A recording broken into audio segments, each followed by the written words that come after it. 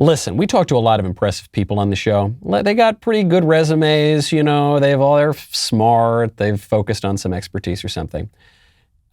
Rarely do a person's credentials manage to check every single box of things that I want to talk about right now. But this guy, Jake Bequette, somehow manages to do it. Jake was an all-SEC defensive end at the University of Arkansas. That was before he was drafted by the New England Patriots. So that's already pretty cool. You've already won the lotto on your career if you're an athlete. But then he decides, after 4 seasons with the Patriots, he's going to join the military. So he joins the 101st Airborne as an infantry officer. Now he's back stateside running for Senate. He's running for the U.S. Senate. And I want to talk not just about what's going on in our military. I want to talk what's going on in our sports. These were the two institutions that had not been completely taken over by the woke left. Now we've got an expert in both. Jake, thank you for being here. Hey, Michael, thanks for having me on. It's good to see you again. Great to see you. So, Jake, you and I met just, 6-7 months ago. We were down at a political event down in Georgia. And I remember when I met you, I thought, man, this guy is straight out of Central Casting. This guy, I know at the time you were debating whether or not to run for Senate. I thought he checks every single box. And actually, the things that you are very well acquainted with are really top issues right now. One, how did we lose our entire culture, including sports, for goodness sakes, has gone woke? And then two, what are we doing from a military perspective, from a foreign policy perspective around the world? I mean, we've seen the collapse of Afghanistan, a country that we spent 20 years trying to build up. It collapsed in a matter of days. And it's been unclear what it is that we're after there. What are we doing? What's the best situation in Afghanistan? How on earth did this happen? So very easy questions for you to answer, Jake. What do we got to do? Well, you're exactly right. I mean, first about the institutions, sports and the military have traditionally been highly revered by the American public in our culture because they've always represented the best of the American values. Hard work, meritocracy, a diverse group coming together to strive towards a common goal. And unfortunately, the radical left, the Marxist left, they have to destroy such things. They're joy stealers ultimately, and they saw, I believe, sports and the military as two of the final frontiers, two of the last holdouts of the major American institutions that still believed in those traditional American values. And so that's why they're under assault. And it's been tragic to see, with this new administration, and with the pressure of the mainstream media, both major professional sports and tragically the military also have gone woke. And part of the reason why I'm running for U.S. Senate is to fight back and restore the promise of those institutions in this country at large. But you're exactly right. Leadership matters. And we're seeing the failed leadership of this Biden administration. We're seeing the tragic consequences of that catastrophic leadership and this debacle in Afghanistan. Look, some of my best friends in the world are still active duty military. They're seeing firsthand the weakness and incompetence of our commander in chief and the woke military officers who are at the upper echelons of our leadership.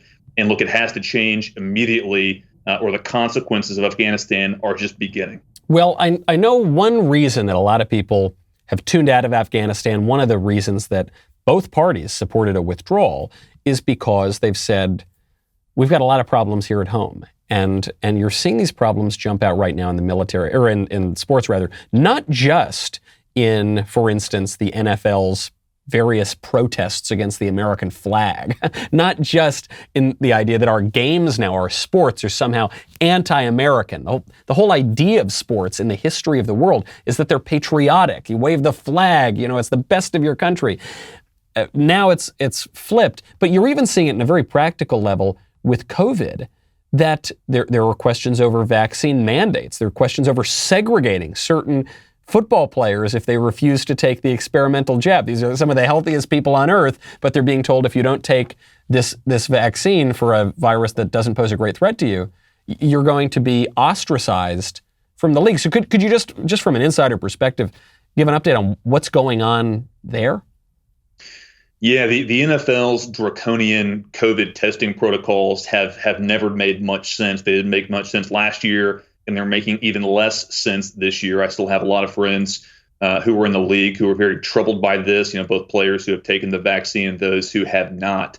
And it's ridiculous to see this type of segregation happening inside NFL locker rooms. You're right. It's a young and healthy demographic. Inherently, these are professional athletes we're talking about. Like, correct me if I'm wrong, but to my knowledge, there's been not one NFL or major college football player over the last 18 months who has been seriously ill or hospitalized, let alone died from COVID-19. So it is these testing protocols testing healthy players, okay, asymptomatic players who showed no signs or symptoms of COVID every single week. That's totally ridiculous. And then you see someone like my old coach, Bill Belichick, who actually came out and said, hey, this is dumb this week. And he got shouted down by the sports media, by the woke mainstream media. So, look, they're all marching in lockstep with the spirit of the age, and it has to stop. And I'm really proud of some of these players in NFL locker rooms who have taken personal and professional risks to speak out about this. There's a lot of NFL players who feel the same way, but they're just not in a financial or professional position where they can speak out. Now, you've done a great job in all of your jobs in your career. Now you're trying to get this new job, which is to be a United States Senator. Let's say the election goes well, it's good. Senator Bequette is now walking through the halls of the Capitol. What are the top priorities? Well, number one, I want to go find more young, dynamic, bold, conservative candidates just like me at all levels of government, local, state, and federal. That's goal number one, is to inspire, to rally a movement, because it can't just be, one senator out of 100 or one congressman. It has to be a critical mass of new, bold leaders who are wartime conservatives who understand the nature of the fight that we're in. That's priority number one. And then, of course, number two is fighting back against the radical Biden administration until we can replace him in 2024, Kamala Harris, if he doesn't make it until then, or resigns or is impeached. We have to fight back against the open southern border, this crisis that has kind of been pushed out of the limelight of late. Look, we have to. I'm going to be someone who speaks out against the wokeness in the upper echelons of our Pentagon, of our military leadership, because I think that's a problem not just for the future, it's a problem for now. And I'm also going to fight back against some of these Biden policies on our economy. We're already seeing inflation start to spike out of control. One of the first things I did when I moved back home to Arkansas was I started a nonprofit small business relief fund that was kind of akin to the Barstool Fund, but for Arkansas small businesses. And traveling around the state, one of the key things I heard from these small business owners and their employees was how terrified they were of us going back into lockdown, of having their livelihoods snatched from them once again.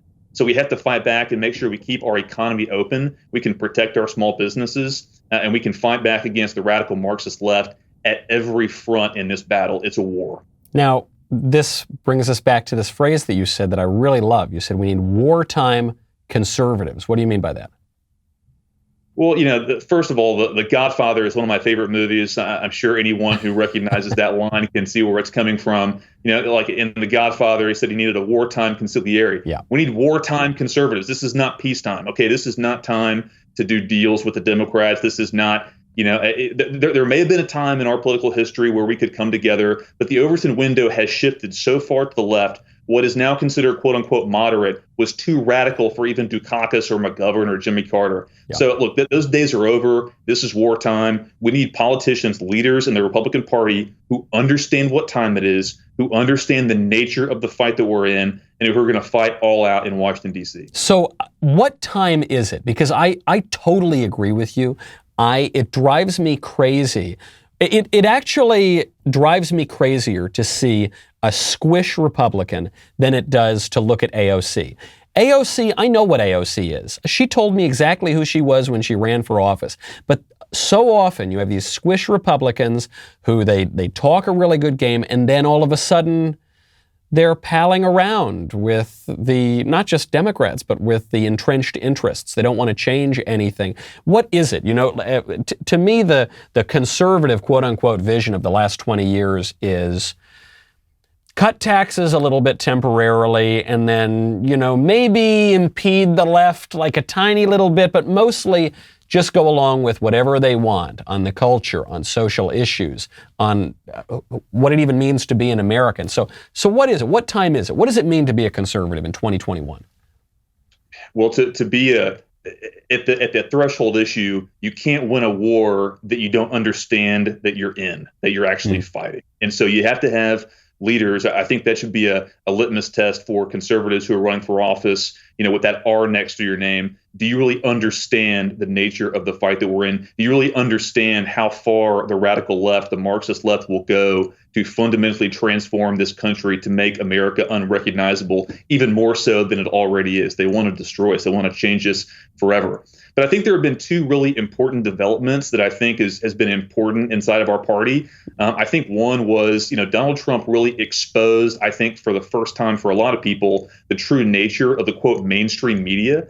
I think that's been a very important development. I think the scales have been lifted from the eyes of many Americans who, may have voted Republican or even independent, but they saw for the first time that, the media for so many decades, they tried this Trojan horse strategy of kind of subtly, inserting leftist ideology into their reporting. Now that they're done with that, they're just storming the gates. And I think they saw that with the reaction to President Trump. The second important development, in my mind, has been people in conservative media like you, like Ben Shapiro, like Tucker Carlson, like many others are really exposing these do-nothing, invisible Republicans who are, and I agree with your assessment, they're worse in some ways than the radical left because they give the pretense of resistance.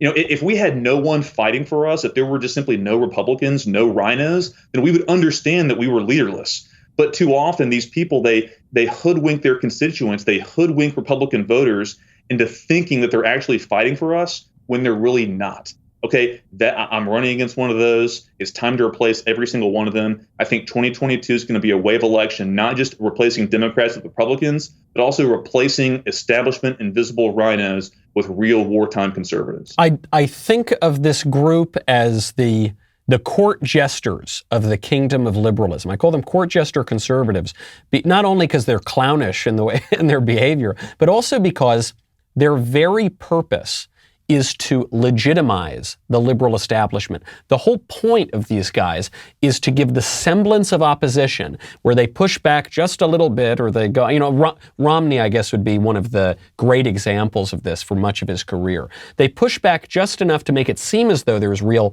political opposition in the country.